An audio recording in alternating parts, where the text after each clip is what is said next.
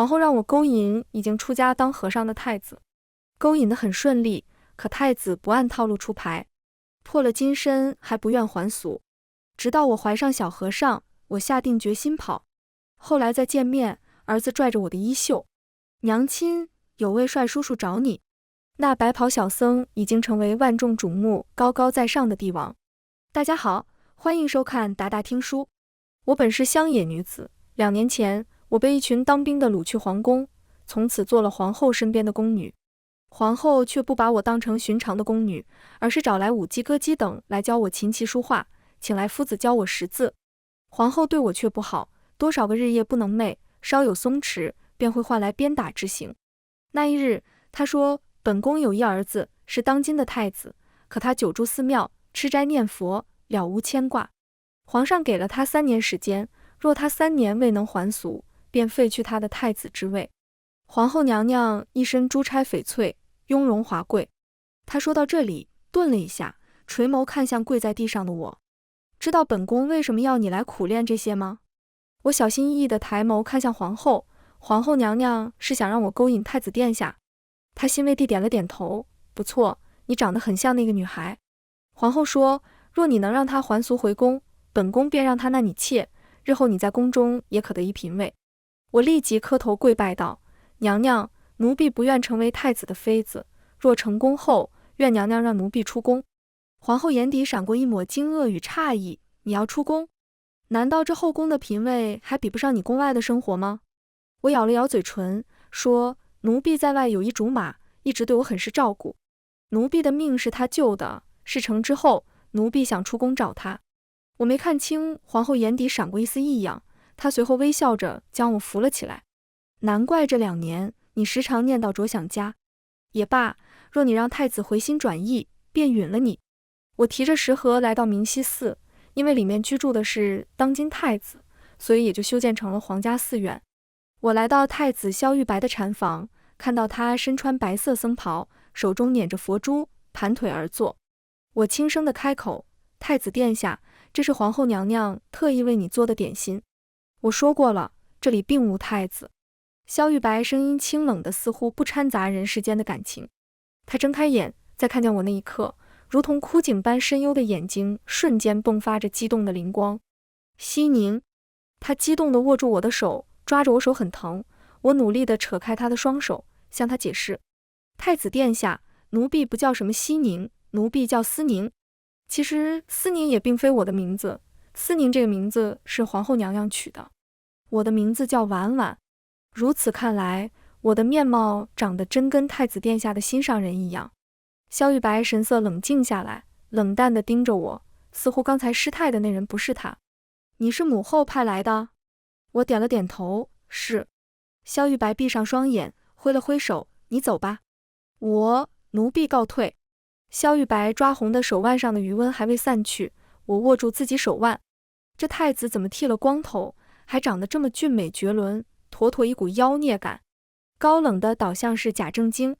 他如果还俗留了头发，回到皇宫，我将事情的经过告知皇后。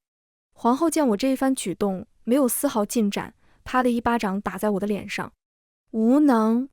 脸上顿感火辣辣的疼痛，我连忙跪下解释，皇后娘娘赎罪，奴婢认为勾引太子殿下还需要循序渐进，若奴婢强行留下，只会引得太子殿下厌烦，将事情适得其反。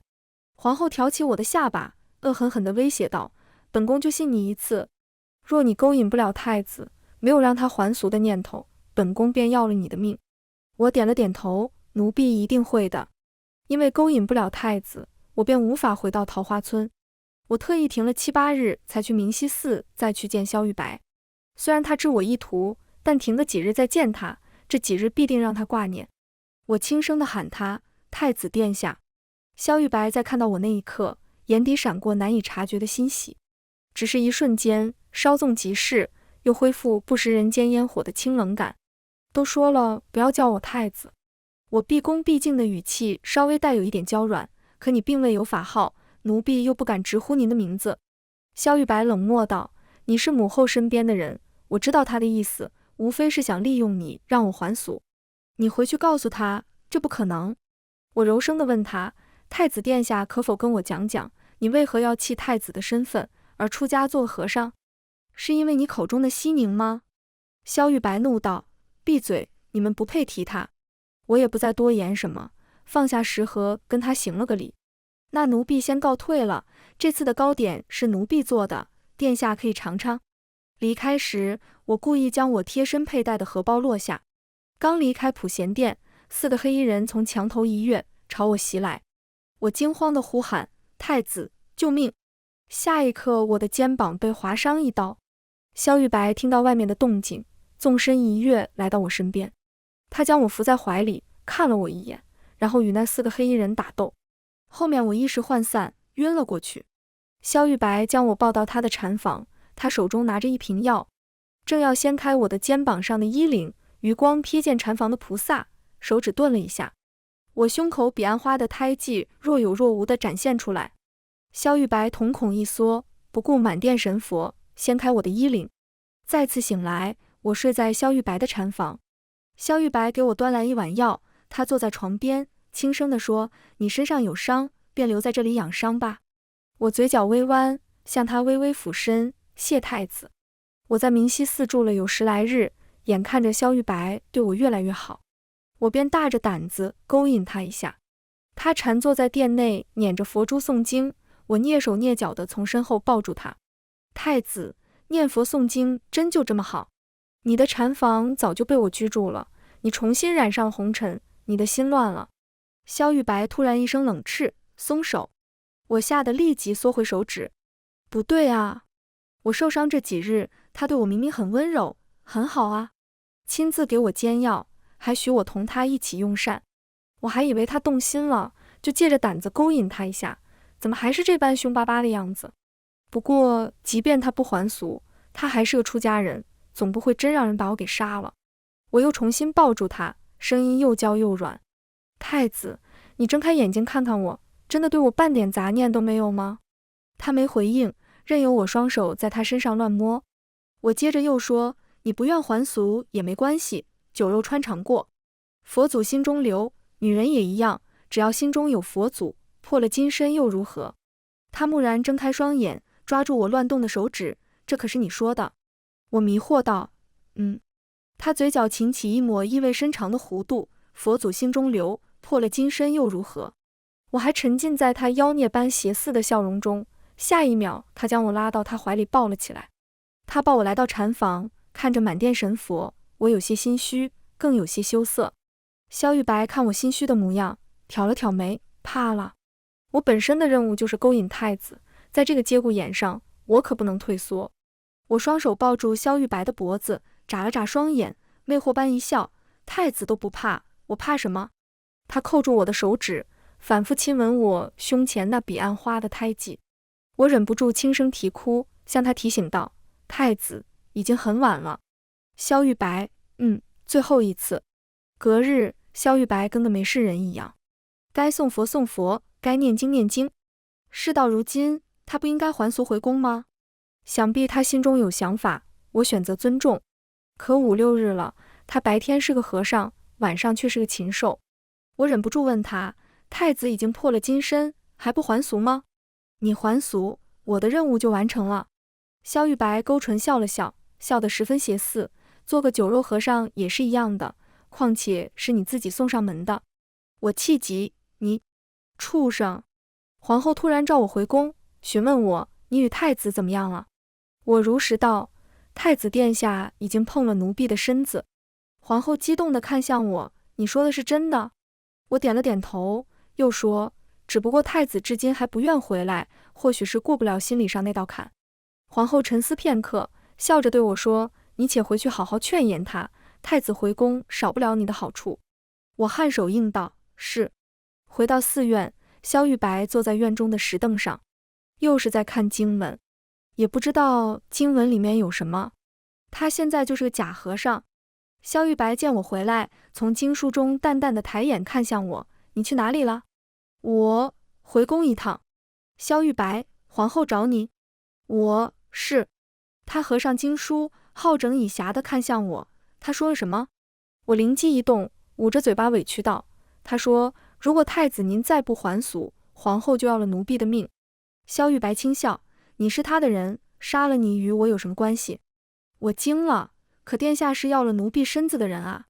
萧玉白不怀好意地笑了笑，你猜本宫在出家之前有没有碰过女人啊？言外之意，女人对他来说就是个玩物，我的死活他根本管不着。我咬了咬牙，硬生生地憋出3个字，死垃圾。萧玉白黑了脸，你骂我什么？我没再管他，快速地回到禅房。这母子俩一个比一个狠毒，我得赶紧想办法逃出去。我去哪里，萧玉白不会管，而皇后那边也会一直以为我住在这皇家寺院。我备好银两就赶紧离开。萧玉白紧跟其后来到禅房，他捏着我的下巴，危险地眯着眼睛骂我垃圾。我气道，反正你不还俗，奴婢就会死，早死晚死都一样。萧玉白松开我，反手将我抱起来坐在椅子上，我顺势窝在他的怀里。他慢悠悠地给自己倒了一杯水，抿了一口，才淡淡地回答，不会。我心里冷笑一声，你真以为你母后是善良之人？他抬眼看向我，你住在这里才是最安全的。我撇了撇嘴，都有刺客。萧玉白意味深长地看了我一眼，悠悠道，别以为我不知道那是你勾引我的手段。我心虚地低下头，之前那4个刺客确实是我找来的，而且还是皇家的侍卫，目的就是为了留在这里。萧玉白又接着将我抱在床榻上，连自己命都敢赌，你还会怕死吗？我推了推他，你又不回宫，一直待在这里做个假和尚，你别碰我。这死太子厚脸皮贴上来，那不行，是你主动的。我死不要脸。在我盘算离开的时机这几日，食欲不振，时常呕吐。我拿着银两到医馆查看病情，医馆的大夫向我贺喜，这位夫人，您是有喜了啊。我震惊道，啊，我怀了个小和尚。离开医馆，我思虑再三，决定现在就走。我找了辆马车，赶了1天的路，来到我曾经居住的桃花村。可眼前的景象却让我惊恐万分。桃花村已经不是当年的桃花村，村庄房屋破败，穹顶洞穿，空气中弥漫着腐烂的气息，令人作呕。我靠在旁边被折断的桃树，呕吐不止。桃花村本就不是什么大村庄，也仅仅只有100户人家居住在这山脚下。可如今房屋全部被烧毁。我用袖子擦了嘴角，一路来到我曾经住的地方。如其他房子一样，房子被烧，里面的家具桌子如数尽毁。韩哥，韩哥！我喊了2声，心底生出一抹恐惧与慌乱。身后传来苍老的声音，是弯弯吗？我下意识地转身，看到了曾经居住在桃花村的70岁老人孙伯。我走上前询问道，孙伯，你能告诉我，为什么桃花村变成如今这幅荒芜又悲凉的景象？孙伯悲伤地叹了口气，1个月前，官兵不由分说地来烧了桃花村。我闻言，隐隐地猜到些什么。当初皇后让我勾引太子，勾引成功后想让我进宫服侍太子，我说我想出宫，一定是他想断了我的念想，才派官兵火烧桃花村。孙伯继续说，哦，对了，我听那些个官兵打听傅寒，要杀了他。唉，也不知道傅寒怎么招惹那些官兵。我紧张道，孙伯，傅寒呢？孙伯，村里人都以为这场灾祸是傅寒所导致，傅寒将一些村民安置后，说要以死谢罪，后来就再也没了踪影。我都活了70岁了，我不愿意离开这个生我养我的地方啊。就在桃花村不远处的废墟安置了一个窝，了却余生。我是韩哥捡回桃花村的，村里人都调侃他，是不是捡我做媳妇？他总是皱着眉，一本正经地反驳回去。2年前，我上街卖荷包，荷包卖得很快，可不知怎么，就稀里糊涂地见了皇后，就再也没能回到桃花村。娘亲，有帅叔叔找你。燕儿噔噔噔地跑回竹屋，回来牵着我的手，将我拉到门外。门外一群官兵将我的草屋围得水泄不通。我正惊愕于燕儿何时在外闯了这么大的祸事。为首身穿玄衣锦服，衣领用金丝线绣着锦云的尊贵男人缓缓转身。我张了张嘴，惊愕地说不出话来。当初就知道萧玉白是个妖僧，长出头发也不是什么正经人。今日一见，果真如此。燕儿见我久久地盯着萧玉白，拽了拽我的手，奶声奶气道：“娘亲，虽然这个叔叔很帅，可是你儿子更帅，也不至于对他看呆吧？”萧玉白刚朝我走了一步，我立即对着萧玉白弯腰，恭恭敬敬道：“太子殿下。”燕儿挠了挠脑袋，又问我：“娘亲，太子是什么啊？”我不敢多言，将燕儿护在自己身前，顺便挡住他与萧玉白相似的小脸。萧玉白身边的随从提醒道：“这位夫人，你面前站着的是天子。”我瞳孔放大，惊愕地盯着萧玉白，下一刻领着燕儿跪在地上：“民妇不知，还望陛下恕罪。”萧玉白二话不说，将我拽起来，将我紧紧地抱在怀里，然后不顾众人在场，轻轻地咬住我的脖子。萧玉白对我这一举动，我是无法理解的。我4年前勾引他，也不过在明溪寺住了3个月，对他而言，这不过是过眼云烟，不值一提。燕儿试图推开萧玉白，推了2下，没有推开，抱着萧玉白的腿咬了一口。嘶！萧玉白吃痛，松开我，这才把注意力放到燕儿的身上。燕儿从小就不怕人，仰着脑袋对上萧玉白的目光，声音稚嫩却强势：“你这厮敢光天化日对我娘亲耍流氓？”于是我更慌了，连忙将燕儿拉到自己身后。萧玉白气笑了：“我是你爹。”燕儿看了看我，见我没什么暗示，又把目光落在萧玉白身上：“你姓什么？”萧玉白神情莫测地盯着燕儿：“萧。”燕儿小手一摊：“那你不是我爹，我爹姓傅。我娘亲说我爹早死了，我还不信，看来是真的了。”萧玉白眯了眯眼眸，散发着危险的气息，抬眸看向我：“他姓傅？”我心下一惊，想说孩子不是你的，可是我看着燕儿这张与霍玉白酷似的脸，除非霍玉白眼瞎才不会相信。我低下头，如实道：“跟民妇姓。”萧玉白轻皱的眉头这才舒展开，修长的手指开始去撩我的头发。“我的宁儿啊，你什么时候改姓傅了？”我蹙了蹙眉，即便他现在身为天子，可骨子里那种吊儿郎当、放荡的气息依旧没有改变。他见我愣神，轻佻地冲我打了个响舌：“要不要跟朕回宫啊？”“不要。”我一口拒绝他，拉着燕儿回家，关上房门。燕儿歪着脑袋好奇地询问：“娘亲，天子是不是当今皇上啊？”我情绪有些复杂：“如今萧玉白贵为天子，他一定不会燕儿流落在外的。”燕儿不理解：“那你为何还敢将他关在门外？”我神色复杂，大概猜测他不会杀我。我将萧玉白关在门外3个时辰，直到天色黑了下来，我准备烧水给燕儿洗澡。“哎呦，陛下，你若想进去，找人把门砸了便是，你怎么还爬墙而入啊？”萧玉白贴身太监急切道。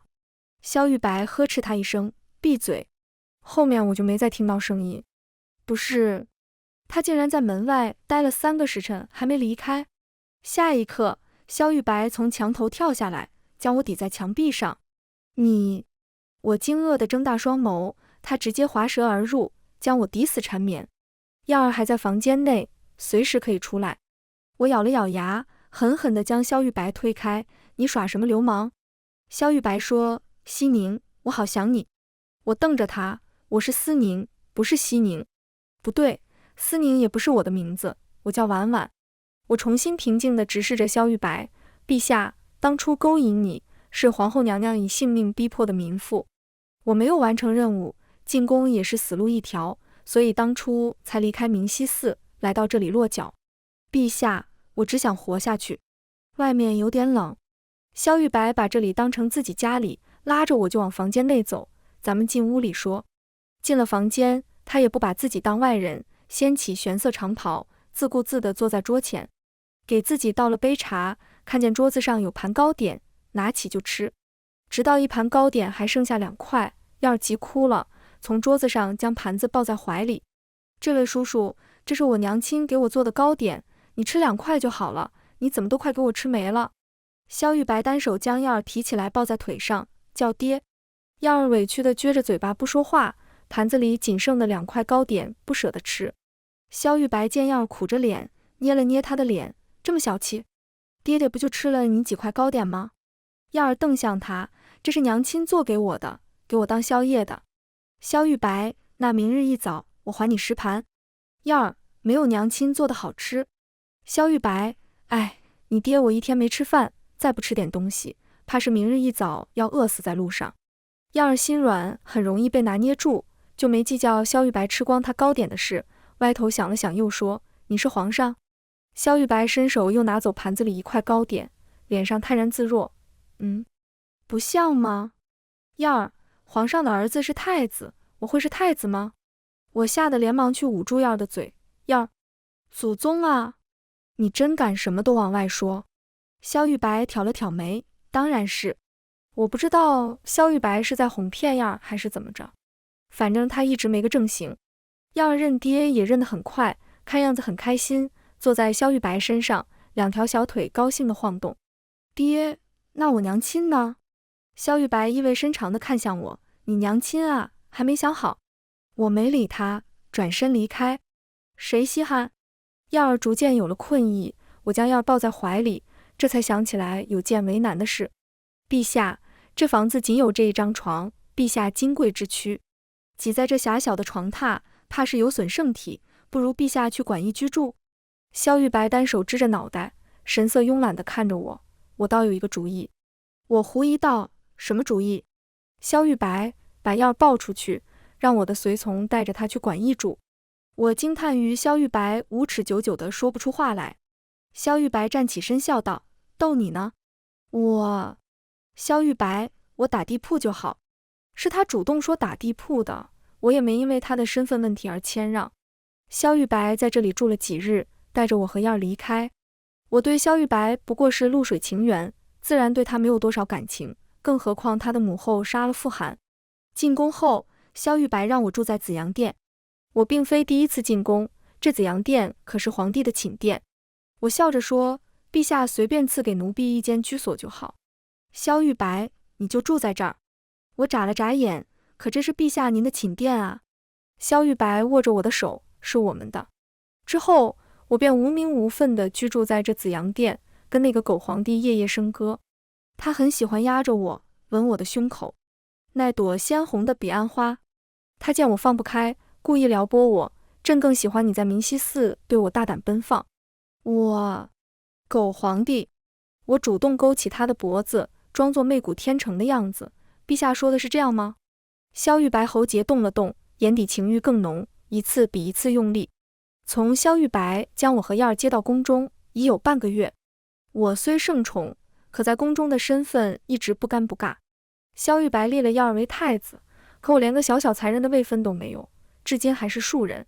我像个金丝雀一样，整天无所事事地住在紫阳殿，甚至我连萧玉白的妃嫔都没见到。我之前也是进过宫的，曾经的皇后如何陷害妃嫔，妃嫔又如何争宠，我可都是看在眼里的。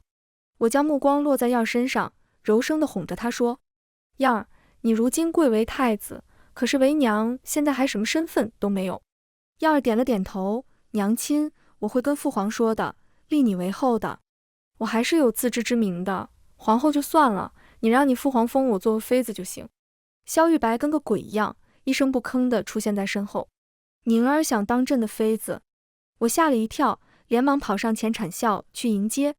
陛下，奴婢身为太子娘亲，无名无分，太子殿下也会引人非议，奴婢这也是为太子殿下考虑。萧玉白赞同地点了点头，然后看向我：“皇贵妃怎么样？”我开始冒冷汗，其实不用这么大的。萧玉白：“骗你的。我本以为这狗皇帝回去开始给我名分，有了名分，在宫里见一些人也方便，不用偷偷摸摸。可左等右等，至今还没有给我封号，晚上却还要陪他演戏。可我等不及了。我进宫可不是为了贪图享乐的。曾经的皇后，如今的太后，火烧桃花村，害死了傅寒，这个仇我一直没忘。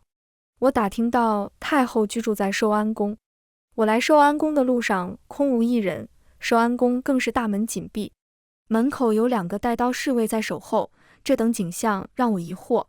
侍卫见我来此，冷声询问：“你是什么人？敢来此地？”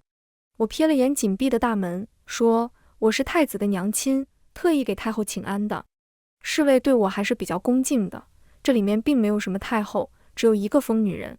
姑娘，还是请回吧。”我震惊地望着寿安宫，怎么可能？我来这里明明打听清楚，这寿安宫也确实是历代太后居住的宫殿。朕的宁儿啊，还是这么笨。萧玉白坐在布辇上，顺手揽住我的腰肢，将我抱了上去。我从袖口掏出一把匕首，架在萧玉白的脖子上。萧玉白身边的公公惶恐地喊道：“皇上，护驾！”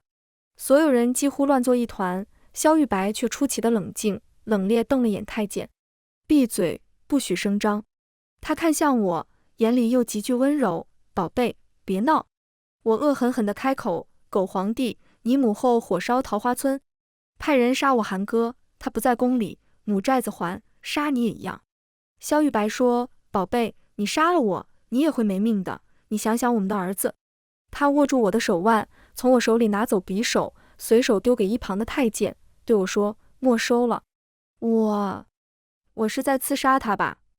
他为什么表现得跟个小孩子过家家一样？萧玉白，朕带你见一个人。他牵着我往这个寿安宫里走，宫中落叶成堆，很久没有人打扫。最后走到寝殿，一位披头散发的女人被铁链锁在这寝殿之中，寝殿恶臭味扑鼻，女人蓬头垢面。我看向萧玉白，果然心狠手辣是遗传。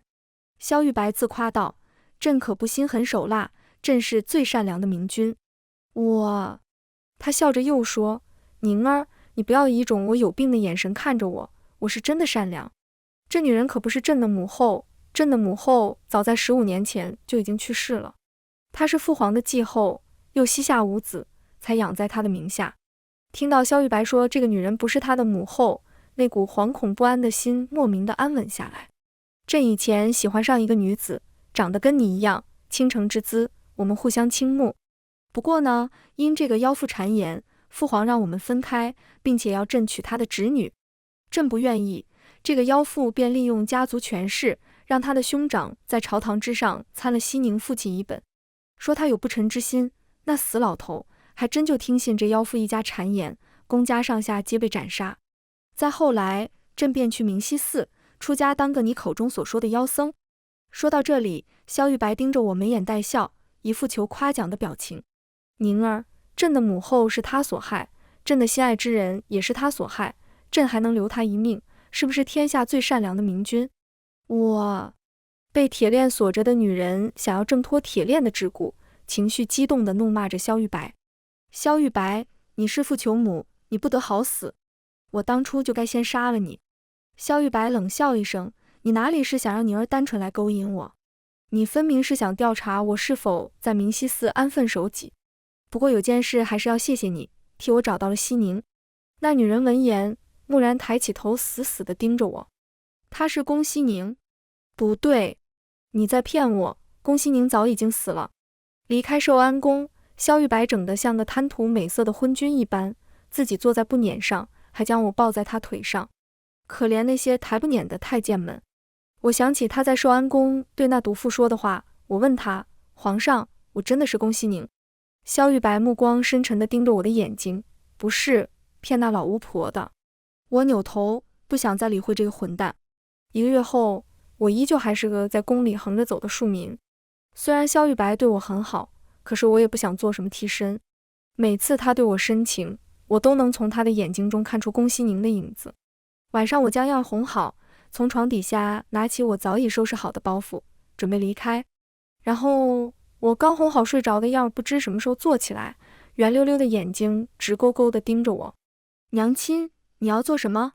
我连忙坐到床边，轻声地哄着样儿：“嘘，乖乖去睡觉。”样儿板着小脸，又因为委屈撅着嘴巴，软糯糯地开口：“娘亲想离开这个地方，对不对？”样儿从娘亲今天跟我说了一大堆话，样儿就觉得娘亲奇怪，所以样儿根本没睡着。你还真是个机灵鬼。样儿一语道破，娘亲也没打算带我走，对不对？其实不带样儿离开，我辗转反侧，思虑很多。我叹了口气，柔声地哄着样儿，耀儿在这里衣食无忧，而且每天都很开心呀。耀儿在坚强，此时他也只是个孩子，他抱住我痛哭。可是娘亲，你怎知我不愿意陪你一起离开？这里再好，没有娘亲，我也不想留下。我心疼地哄着耀儿，我真该死啊，竟然舍得将耀儿丢在这里。此时我不知道的是，寝宫外还站着鬼鬼祟祟的2个人。小太监，陛下，您还不进去轰轰吗？萧玉白多嘴。清晨，天色还没亮，萧玉白就把我喊起来，让我伺候他穿衣。他真的好烦。在民间，我简直扮演一位通房的丫鬟。我蹲下身给他佩戴玉佩。萧玉白问我：“宁儿，你不觉得朕身边少点什么吗？”我怨气冲天，叫我弯弯。萧玉白：“好的，宁儿。”我无奈地叹了口气，皇上贵为天子，还有什么得不到的？萧玉白也跟着叹了口气，哎，朕身边少了一位管辖后宫、陪朕值守看山河的人。我抬头问他：“皇上，你想立后？”萧玉白满怀期待地盯着我，我满怀惆怅地坐在软榻上，想到了我的样儿。我的样儿最终还是要喊别人为母后了吗？萧玉白跟着走到我身边，不断地暗示我，你此时想要什么，都可以跟朕说，朕都会答应你。我欣喜道：“真的？”他笑眯眯地开口：“朕金口玉言，绝不反悔。”我说：“那皇上能不能允许我和燕儿离宫啊？你有了皇后，也不差嫔妃给你生皇子。”萧玉白这脸色变得犹如山雨欲来风满楼，然后捂住我的嘴巴。我喘不开气，他稍微的松开我。但这次机会是我唯一能够出宫的机会啊，我不甘心。皇上你可不能出尔反尔啊，是你要说。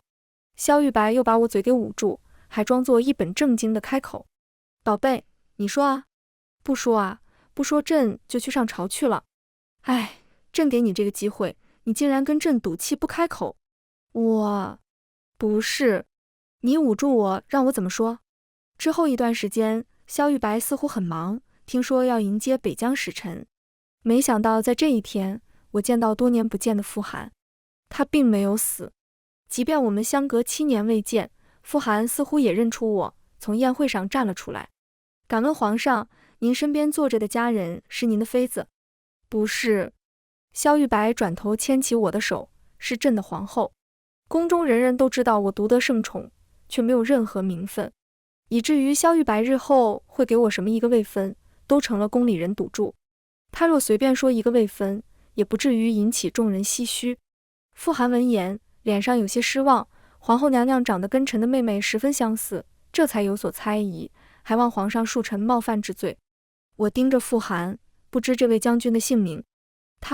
傅寒，确定他就是傅寒后，我眼眶忍不住湿润。过了半个时辰，我看他从宴席离开，我向萧玉白找了个如厕的借口，也跟着离开。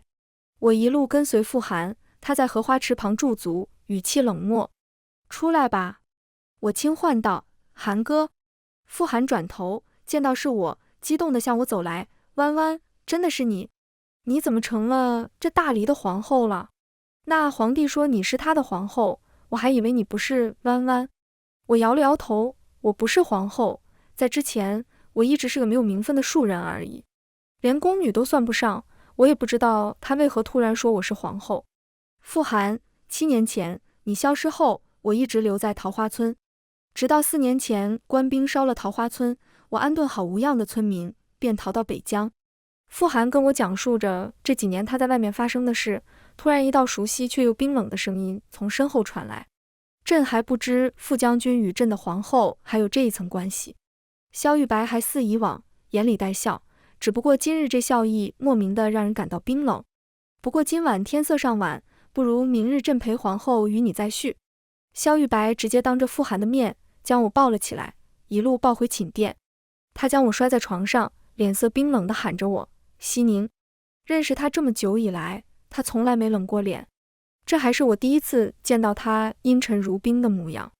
我坐起身，长叹一口气。我知道皇上深爱着熙宁，也知道你将我留在宫里，无非是把我当做他的替身。可是你为何要将我换作他呢？你连让我做自己的一点尊严都不给吗？萧玉白将我紧紧地抱住，如同将我的肉身揉进他的骨血一般。你就是我的西宁，根本不是什么弯弯，你胸前的彼岸花便是证据。若你不是西宁，即便你和西宁长得一模一样，我与你都不会有样。我愣了愣，可那日你明明说我不是西宁。萧玉白，不想让你去回忆过去的痛苦而已。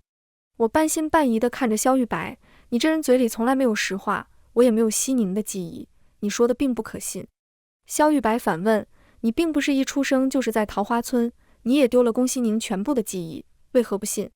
我确实不是一出生就住在桃花村，我的命是傅寒救的，在此之前，我记不得以前发生的事情。萧玉白醋意横飞，委屈地望着我，寒哥，你都从没有叫过我玉哥。我不说话，他反而更委屈了。进宫这么久，你也不主动问我要皇后名分。我一个庶民，我哪来那么大的脸，敢要一个皇后的名分？萧玉白揽着我的腰肢，低着头深情地凝视着我，你叫我一声玉哥。我迟迟地未开口，他低头咬住我的嘴唇，衣带也随之被解开，伸手从衣领处探了进去。不叫，那你今晚别睡了。我被他折磨得难受，只好喊他玉哥。真好听，再叫一声玉哥。再叫，他变态。一大早我就接到萧玉白立我为后的旨意，我无权无势无背景，立一个庶人为后，引天下人非议。我因此拒绝萧玉白，想让他收回圣旨。傅寒跟着萧玉白出现在紫阳殿，傅寒笑着说，弯弯可不是没背景，你是掌管北疆10万大军的兵马将军的妹妹。番外一，萧玉白带着我去见了2个人，说是我爹娘。原来在行刑之前，萧玉白从牢里找了2个死囚犯移花接木。爹娘他们见到我时，哭得泣不成声。相比之下，我也只是掉了2滴泪，显得有些冷漠。因为我没有记忆，我很想恢复记忆，可尝试许多次都没有宫西宁的记忆。后来我也就放弃了。或许往日回忆不过一场梦中落花，无需回首。燕儿来到寝宫，她笑眯眯地开口，母后，你给我生个妹妹吧。我正喝着香茶，闻言被茶水呛得难受。可。燕儿眉眼弯弯，伸手2根小手指，2个也行。我冷笑，又是你那不正经的父皇教的。燕儿摇了摇头，人家想要个妹妹。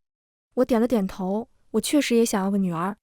燕儿，那母后你跟父皇快一点生妹妹哦。我笑道，倒也不用这么麻烦。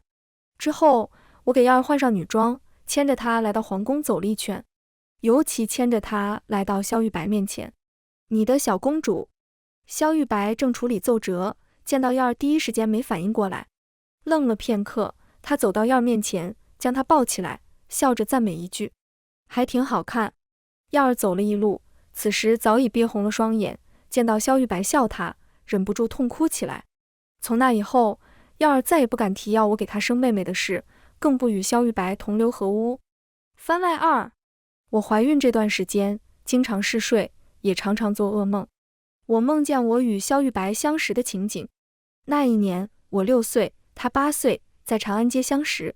我上街看花灯，与家里的家丁走散，差一点被人贩子拐走，被萧玉白和他身边的人所救，人贩子没有得逞。一开始我并不知道他是太子，我带他去见爹爹，才得知他是太子。我们相识好多年，从倾慕到相爱，甚至在未出嫁就把身子给了他。我当然知道未出阁的女子失了身，若被人知道会遭受怎样的非议。可是事出有因，他被下了药，他派人连夜将我带进宫。他的人说他出事了。我坐在马车内，一路上心惊肉跳，直到他的人把我带到一处温泉。他上身赤裸，面色潮红，我当即羞愤地转身。他骗我。